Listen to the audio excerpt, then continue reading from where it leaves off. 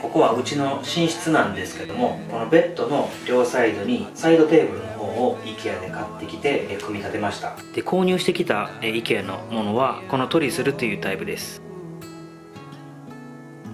こういったベッドサイドテーブルを購入しました。3999円でした。はい、このまま使ってもよかったんですけども、一番下のところに端材を使って棚を1つ追加して製作しました。この取っ手のところはまたセリアで購入してきたものをつけてます。表面は杉の板にブライワックスを1回塗りしてます。で、ここの底なんですけど、100均で買ってきたフェルトですね、貼り付けてるんで傷がつきにくくなってます。このようにしっかり滑りもいい感じになってます。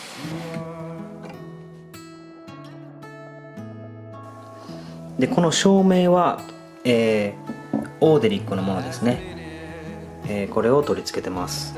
ホテルのライトみたいなのが欲しかったんで、これを左右に取り付けてます。